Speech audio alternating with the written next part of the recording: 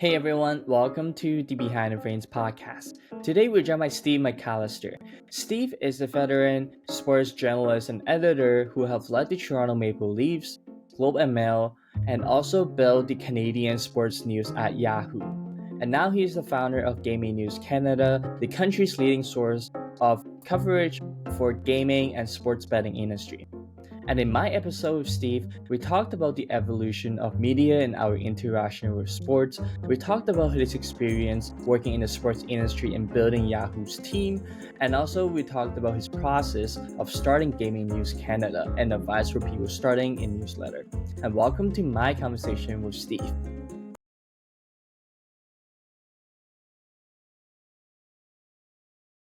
Welcome, Steve McAllister. Welcome to another episode Behind the Frames. And today it's my honor to host you on the podcast. Before I start, I am really curious about what are your first interactions with sports? Yeah, and that's going back a long time ago, Alex. I'm 63 right now, and I remember really still vividly when I was in grade 11, I knew I probably didn't have the athletic ability that I was going to be a Major League Baseball player or play in the National Hockey League, but I love sports and I love reading. When I was young, I had a bit of a speech impediment, and so I went to a doctor, and they had me do a lot of reading, and I think that really sparked my love of reading. And I would go to the library in my hometown of Prescott down in Eastern Ontario, and I would always be taking out sports books. So I would read about hockey players and football players and baseball players, and I think that love of reading kind of sparked my interest in going down a journalism path. And so I pretty much knew in grade 11, and also I was terrible at math and sciences. I had no aptitude at all for math and science, so that kind of limited my options. But I decided at that time that I wanted to be a sports writer, and that one day I would cover the Toronto Maple Leafs or write about the Montreal Canadiens. And things just kind of went from there. And again, was lucky enough to get accepted into the journalism program at what now is called Toronto Metropolitan University back in 19. Got my journalism degree and then started my career from there. I see.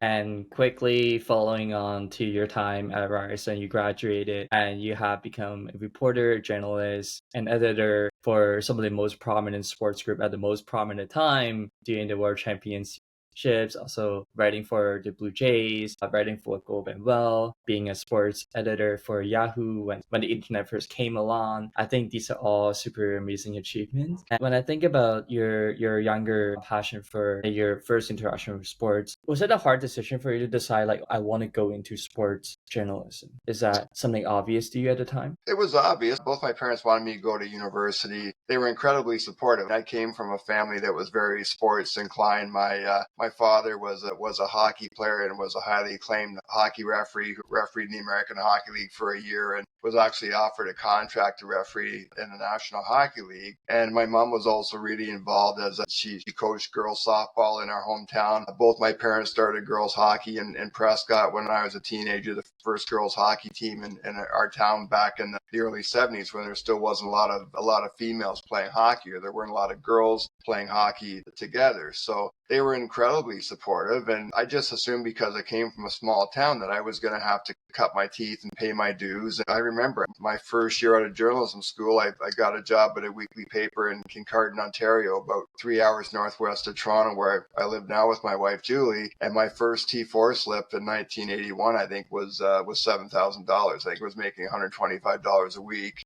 And so, but that didn't matter. So I was happy that I had a job in the career that I was going to pursue, and I was having a chance to write sports by covering high school sports and covering the junior C hockey team here in Kincardine. And I was just happy that I was getting to do what I'd gone to school for. And now I wanted to talk about the idea with sports. So at the time when you started your career in sports journalism, it was around at the 1990s. How was the media landscape back then when it comes to sports and entertainment? One thing it's funny, we're recording this interview on a Saturday afternoon, and yesterday I was Doug Smith, who's the longtime Toronto Star beat writer covering the Toronto Raptors, was on our Gaming News Canada podcast. We were talking about the Jonte Porter ban by the NBA last week, and Doug and I are both had similar career paths. In 19, when I went to the Kincardine News Doug Smith was a young reporter at a weekly newspaper in Tillsonburg, Ontario, near London, Ontario. And back then there was really a pretty clear training ground for sports journalists, Alex, where you could go cut your teeth by working at weekly newspapers. And I spent the first 8 years of my career working at weekly newspapers in Kincardine, Georgetown, and Etobicoke before I got my big break in 1980 and went to the Canadian Press as a sports writer and reporter. There were so many small town radio stations back then. So back up here in Kincardine, we had a radio station in Wingham, CKNX,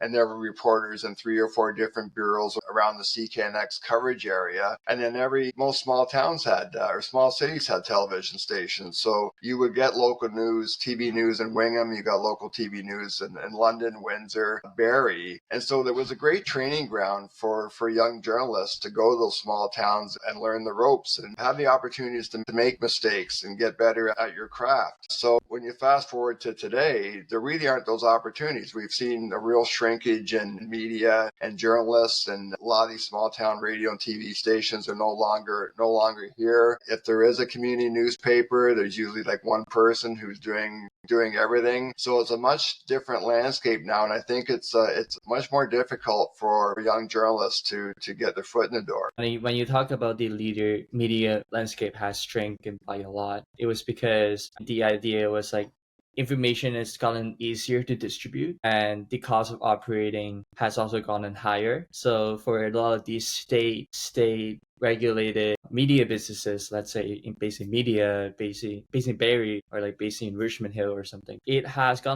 become very difficult for these people to operate, and the smartest people at those states have also left to work for, let's say, the Toronto state or like the Canadian state. Is that sort of the trend that you have noticed as well? Yeah, it's become, especially in the newspaper industry, the revenue models completely changed. When Kijiji came along, that cut a serious dent in the classified ad section. The newspapers brought in an awful lot of revenue for most of my career, and so the arrival of Kijiji and these other websites where you could place items to be bought, Facebook, that had an impact. And obviously, in my day, I was a paper boy for the Ottawa Journal back in the 70s when I was a teenager, and the Wednesday newspaper would weigh like 5 pounds because you had all these flyers for grocery stores and Canadian Tire and other retail businesses. Of course, now there's so much retail shopping now. You still see the odd Canadian Tire flyer. You might have a grocery store flyer, but that business is kind of gone. And newspapers made a lot of money through their printing presses, and just the overall, then obviously the Google and Facebook factor has cut into revenues for media networks. So it's been a real struggle, and newspapers have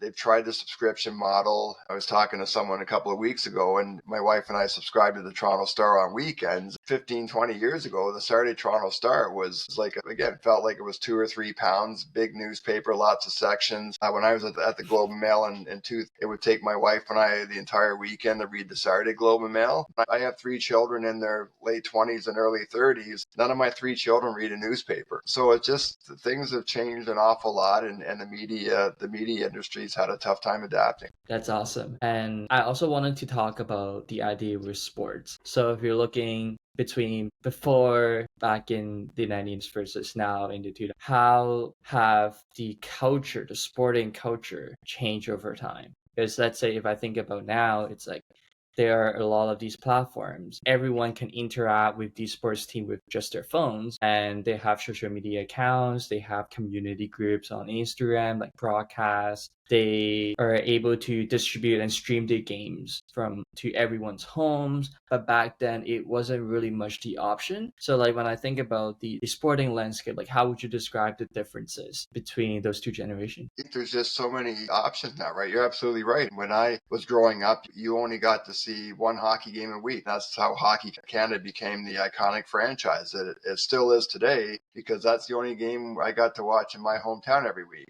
The Toronto Blue Jays didn't come until the late 70s. So when I was growing up, I watched the Saturday afternoon baseball game of the week every Saturday afternoon. That's the only game we got. And then when the Expos came to Montreal in the 60s, we could watch a game on Wednesday nights, and then the rest of the time I would listen to Expo games on the radio. And again, I grew up 2 hours from Montreal, so once or twice a year, my parents would take my brothers and I down to Montreal to see an Expos game. And again, if you were a sports fan, you got most of your news from watching the telecast on TV at night or listening to scores on the radio, or you got a newspaper. Today, to your point, there are so many ways to get content.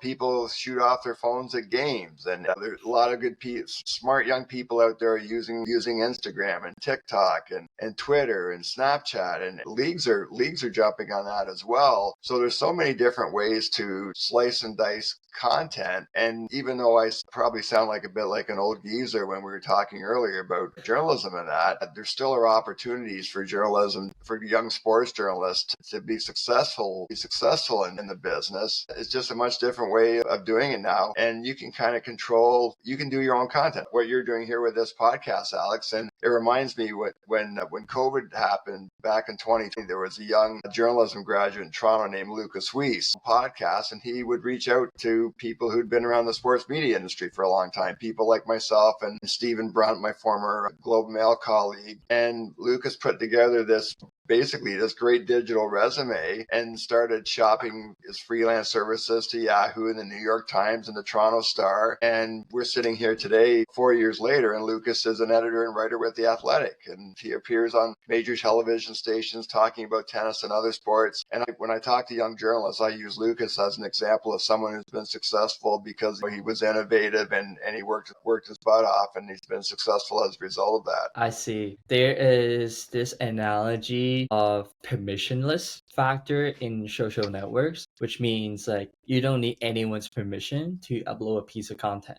Like Lucas, it could be a graduate, it could be someone in high school, someone from middle school could upload a piece of content that they are doing. They're passionate playing Catan, so they could film themselves playing board game for 20 minutes and just upload it on YouTube. I think that's another, I would say, a disruptive factor of media, right? It has changed the media landscape for the better. Yeah, and I think there are two ways to look at too. One is that absolutely you can create your own content now, and being a partner in Parley Media Group and working in the regulated gambling industry, we see a lot of content where people film themselves playing casino games and that. And there's a company called VC Ventures, a fellow named Marco Bianchi, who I worked with at Yahoo Canada about a decade ago. He and his partner Brian Christopher have started this business, and Brian's become this online casino influencer, and he plays online games and has built an incredible audience. And BC Ventures is one of those exciting new businesses that has sprung up as we've seen the evolution of regulated gambling in the US and Canada.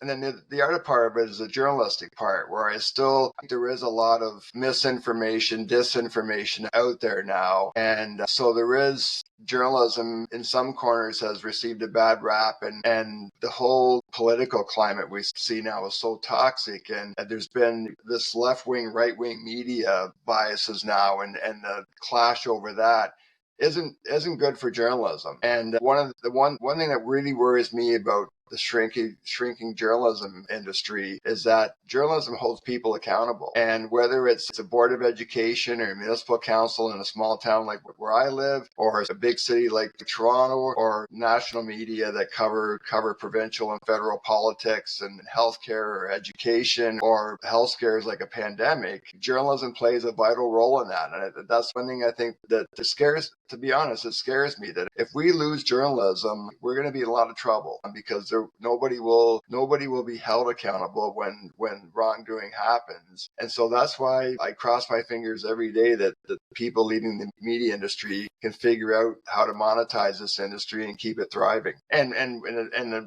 with the printed word, that they're able to find a way to rejuvenate the print and journalism industry. That's awesome. I wanted to talk about the Parleys script that you were mentioning earlier. So it was at a time when it was early to that you have worked in the sports journalism industry for almost a decade, and you work for athletic teams, you have worked for sports teams, you have worked for publishing companies, you work for an internet company like Yahoo. I think it was like at the time you started to like witness, like you see something different. Okay, the publishing industry is about to change. What were your thoughts in the moment?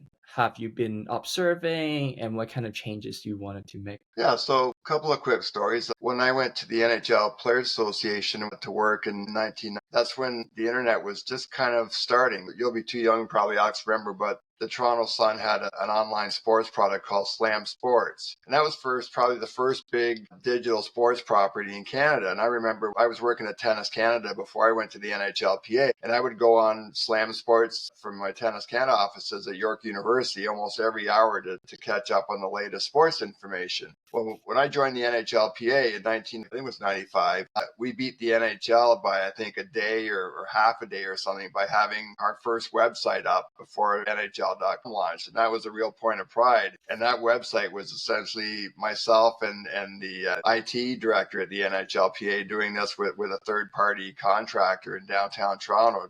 And we were racing to get this website going. And then fast forward to I'd been sports editor at the Globe and Mail for 8 years. Felt like the coach of a hockey team, where I felt that the people who were working for me were maybe getting a little bit tired of me. I was probably getting a little fed up with the job. The job had changed quite a bit too, and I wasn't enjoying it as much as I had when I started in 2000. And we had an opening to be a kind of an editor producer on GlobeSports.com and update the website. And I thought, here's an opportunity for me to learn how to program a website, and everything from using Photoshop to using a CMS platform. And I could see what was going on in the sports world because I'd been involved in the reinvention of GlobeSports.com in 2000. And so it was a good transition for me. I went to my boss at the Globe and said, I want to step down as sports editor. I do that. I'd really like to do this online role. And it was that job. A year later, Yahoo came calling, and they were just looking for someone to do what I was doing at the Globe. But once they saw my resume and I met with a couple of the leadership people at Yahoo Canada, they said we should hire this guy and have him build a Canadian sports team, which they didn't have at the time. Yahoo Sports was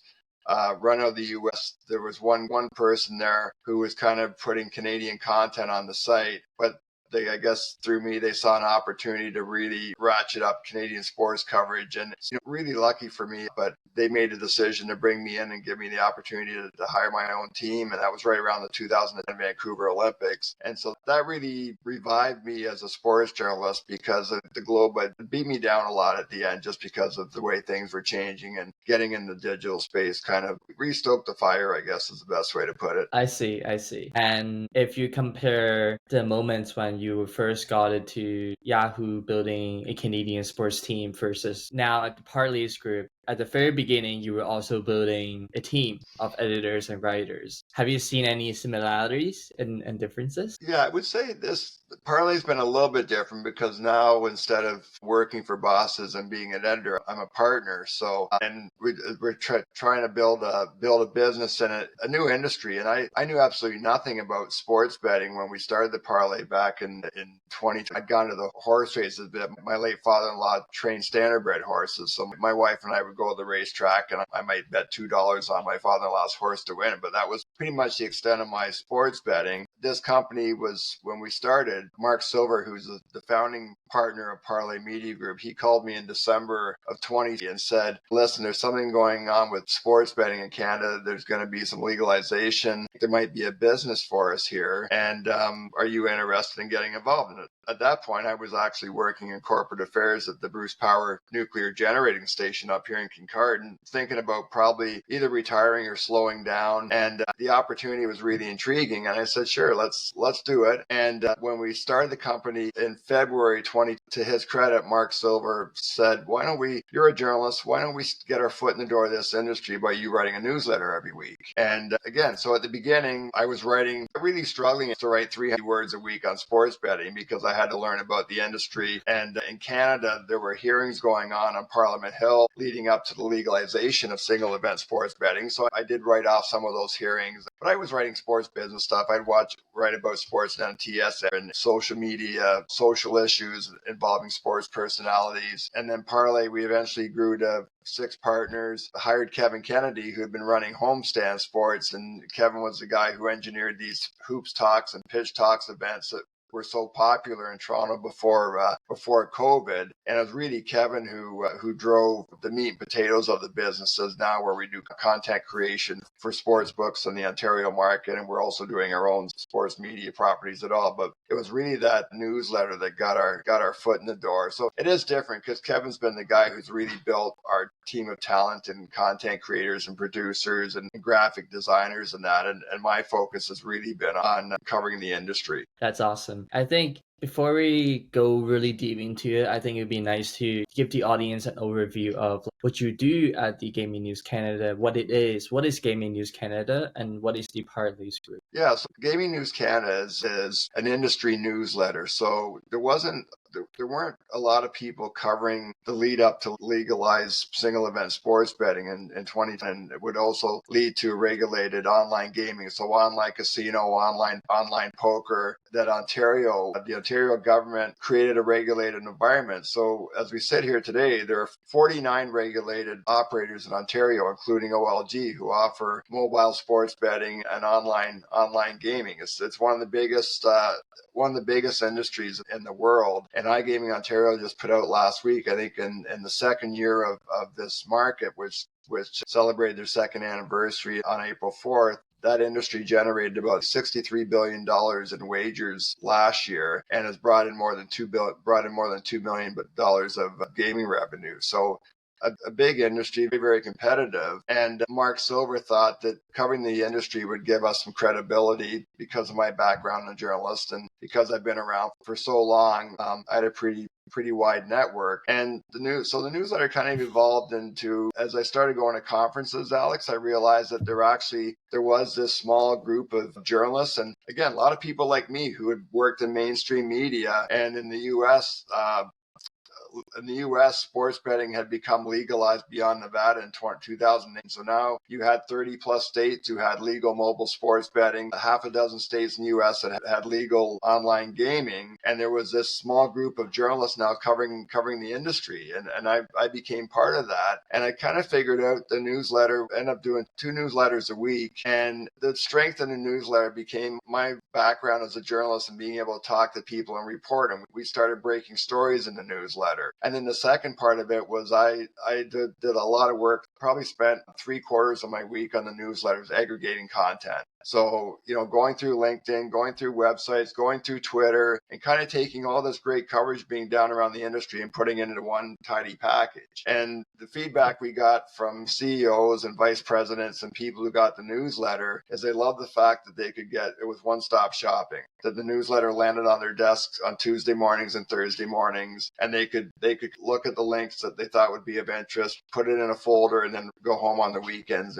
and read about it. And then the other piece of it was we had an audio show. So when we launched originally what the Gaming News Canada we called the Parlay, because it was kind of a catchy little name and a play on parlay betting, we did weekly shows on Clubhouse, the old audio platform. And then we went to Twitter Spaces and ran it there for a while. And then when Elon Musk bought Twitter and there was all the controversy going on and we kind of wondered about Twitter's future, we thought we better find another platform. So we moved over to LinkedIn Audio and started doing the audio there. And then the other piece of the business was Homestand. And so when we launched in June 20, originally we had all these people just doing short form sports betting content. And we were lucky enough we landed North Star Bets as our first client. Later landed another big player in the U.S. sports betting market that was coming to Ontario. They signed up with us as a client, and we started creating content on their behalf. It's been a real evolution. We've gone from having a lot of creators. We have a very small, nimble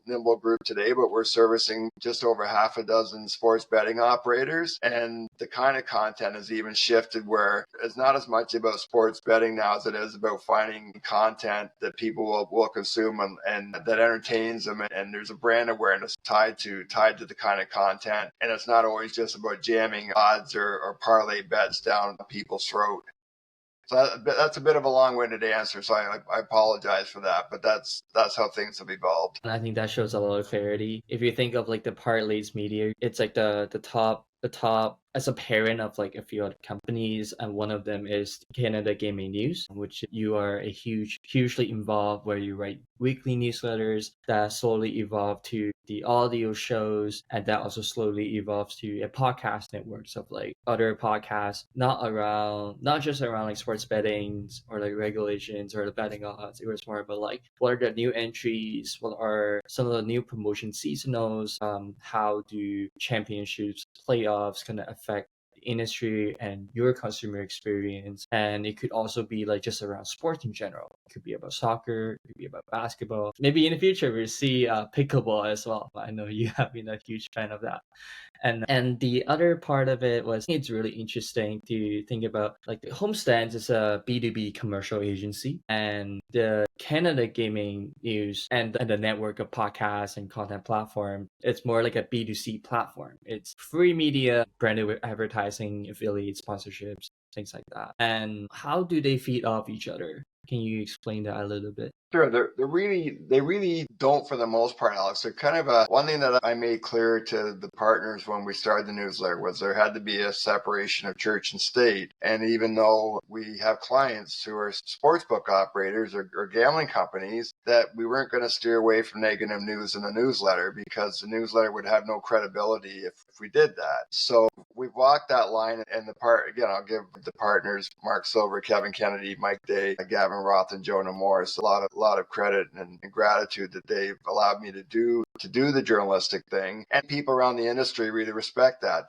they know that we're working in the industry, that we have clients, and at the same time they appreciate, I think, my background as a journalist, and that I'm very fair. And I've really worked hard, Alex, to not be opinionated with both the podcast and the newsletter, that I do a play down the middle. I have people who talk to me who are opinionated, and we get a lot of opinions on the podcast because what helps make the podcast so relevant and informative and entertaining. But myself personally, I've acted as a reporter, not as a columnist or an opinion person. So with very, very few examples where there might be some conflict, we've done a really good job separating the Homestand brand from Gaming News Canada. That makes a lot of sense. And now I wanted to switch gears a little bit. Imagine one of our audiences, a newsletter creator. They create around a very niche, verticalized topics, such as, let's say, climate change in agriculture. Or if you're sitting back in your chair, writing for your first, or like planning about like what the vision of the newsletter is going to look like,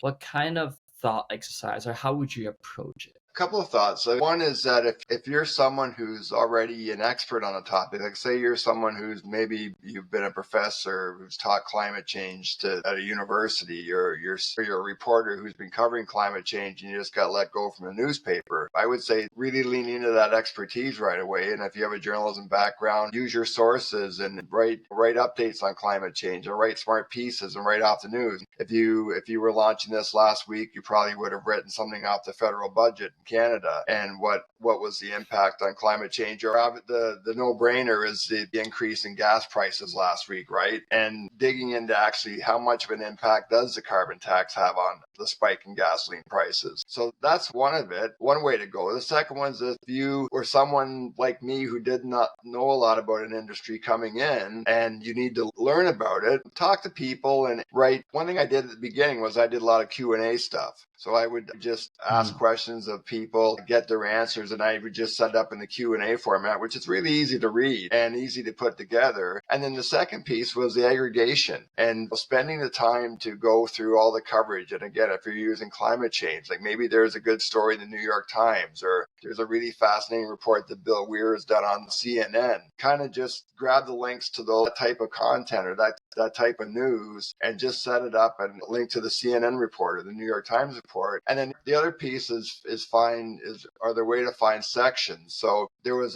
back in 1995 when I was working at the NHLPA, a publication called Sports Business Daily started, and it was a 15-page summary of everything going on in the sports world that got faxed to you at noon hour every day. And Sports Business Daily evolved into Sports Business Journal today, which has become a hugely successful sports business media company out of North Carolina. And Sports Business Journal is a magazine now. They have a very robust digital presence.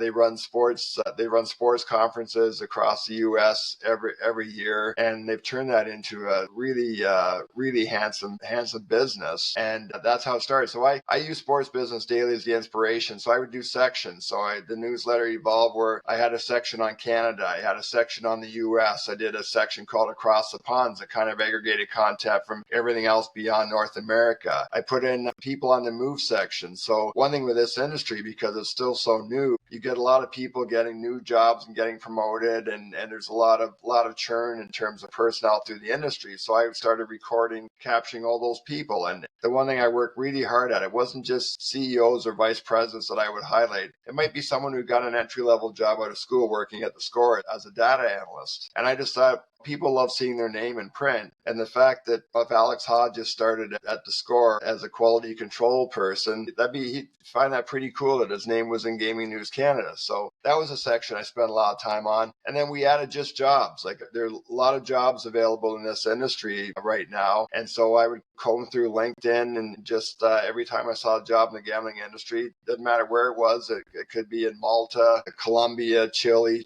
England, I would aggregate those and put them in the newsletter as well. And now I got to the point where I started having companies reach out to me and say, hey, Steve, would you advertise this job for? Yeah, those are the three things. So I'd say, if you're an expert, show your expertise in the newsletter. Aggregation is a way to help grow an audience. And then trying to find some sections, like find some ways to divvy up the news so there's different points of interest. There are times when there are big news events that I will get on the. That's awesome. When you think about reflecting onto your journey with Gaming News Canada, or even at the Parleys group, if you could do this all over again, what would you have done differently? One thing we made the decision to do was have paid and free subscriptions on Substack. And there was a point where we made the whole newsletter available to everybody. And because we were focused on trying to grow audience and grow subscribers, Alex. So, and that's why the reason was we put the Tuesday newsletter on LinkedIn too, is because we weren't doing the aggregation on Tuesdays, and we wanted to get Gaming News Canada in front of many people as possible. And then there was a point where we said, well, why we're doing our paid subscribers a disservice? Like, why are we giving our free subscribers everything that the paid subscribers get? So then we cut back. Only the original reporting went to the free subscribers, and then the paid subscribers got all the aggregated links on top of that. I'm conflicted, because as much as you'd like to get as many people as possible to pay for subscription, that's becoming increasingly difficult. And you'll know this because of what you're doing in this podcast, is there's an awful lot of newsletters out there now. And I just wonder if we started demanding payment, I'm not completely confident that we would still have the audience. We have the audience that we would have. And we've had some challenges. It's been tough to generate revenue for Gaming News Canada. We had a pretty good year in 2020. We had the podcast had a sponsor for most of the year. We had sponsorship for the newsletter for the last 6 months of the year. But so far in 2020, we haven't been able to find a sponsor for Gaming News Canada. When I talk to people in the gambling industry who are doing what I do, they have the same level of frustration in terms of trying to get revenue, or advertising or sponsorship revenue. And it's also reflective of what we see in the media industry. It's just hard getting money to people to spend money on media right now. It's a tall order. Yeah, you mentioned one, it has to do with like the seasonality with the advertising businesses, right? So depending on, let's say, different maturities state of the sports gambling, or like the booking industry, it might have a very different realities for companies like Gaming News Canada or like other related companies, right? And the other part of it was just like between like pay and free subscriber bases, because now there's so much, like an overwhelming amount of newsletters coming out. It has become harder to, as they justify the paid subscriptions, in addition to the incremental effort you have to put into to satisfy the paid subscribers. Does that make sense? Yeah, I think that makes sense. And to me, it's today, I would say, Alex, like 43 years ago when I started working in this industry, people had a subscription to the local newspaper. They might have subscription to the Toronto Star or the Globe and Mail or the Toronto Star. They might have a subscription, in my case, to Sports Illustrated. Well, today, if you're a business person in Toronto, you probably subscribe to 4 or 5 newsletters. And you probably do read a newspaper, but newsletters becoming more and more popular. And then we've seen, when it comes to audio, people seem to be walking away from radio and they're listening to podcasts, right? And even me, like now, if I'm driving 3 hours to Toronto, or I'm driving 2 hours to London to see my daughter, I'm not listening to the radio, I'm listening to a podcast. So it's a different audience, and there are probably a lot of people out there producing really high quality podcasts that are having trouble generating revenue. and the content's great. Absolutely. And it's a great segue to sort of define a session of the podcast. I just want to conclude this by just saying, like, reflecting on the idea with like media or even sports have changed so much over the years. Let's say at the very beginning, every Saturday you would go to your local town stadium to watch the local sports games, let's say hockey or basketball. And that has slowly evolved to going out to a bar to have a little watch party with like 5 or 6 of your friends. And that has slowly gone into everyone's basement has big TV with like sports game streaming. And now it's gone into a place where it's people can watch it on their phone. They have like information tweets, Snapchat, Instagram posts, pre-game, post-game with tons of engagement. They have interviews with players on YouTube and TikTok all the time. So the landscape has definitely changed a lot. And same thing with media as well. For people who wanted to create content and start businesses online creating content, if you have to give a piece of message to them, what would that be? You need to have a vision of what it is you want to do, but you also have to have the ability to change things on the fly and not become stubborn. And we're 3 years into homestand, and we've gone through 3 or 4 different strategies to kind of find our sweet spot. And I kind of feel right now we're in a good place, and we're headed in the right direction. But that's taken a while. But that's also part and parcel of the world we live in today. Things change really quickly, right? And then I think being willing to think outside the box and try new things. And I always say, like, I'm not the smartest guy in the world, and I've had a lot of breaks along the way. But when I look back at my career, it's almost crazy. I could never envision that I would work in this digital space one day, and I would be talking to people on Twitter, and I went from a young kid who hoped he might cover the Maple Leafs one day to working with NHL players every day for 3 years and managing what at the time was the best group of sports journalists in the country at the Globe and Mail, and doing that for 8 years, and then having a chance to build a startup at Yahoo Canada with the sports department. So I've lived a really charmed life professionally, Alex, but part of that is because I've been willing to try new things and think outside the box. And I know I put my wife through hell sometimes when I've come home on a Friday night and tell her that it's time to look for a new job and try something different. But for the most part, it's worked out okay for me. And then the other thing I'll just mention quickly, Alex, is just the networking thing is so important, and being willing to listen to people. And it's great that you're doing this podcast, because this podcast is just a way for you to connect with people, and hopefully interviews like this will make you a little smarter and make you think about something a little bit differently. And I do think the networking piece and talking to as many people as you can is a great idea. And that's why I'm a big believer. To me, LinkedIn's the best social platform out there right now. It's just a very professional environment. You don't have to worry about getting dragged into the rabbit hole or dealing with the toxic stuff that we see on a lot of the other social media platforms right now. So I would also tell young people to get engaged on LinkedIn. That's awesome. Thank you so much, Steve, for taking the time to be on this podcast. It's a pleasure to have you to hear about your experience and perspective on media, sports betting, building content, personal brand, and good to know how Gaming News Canada works. Thank you so much for coming on the podcast. No, thank you for asking, Alex. Appreciate it, and wish you a continued success with the podcast.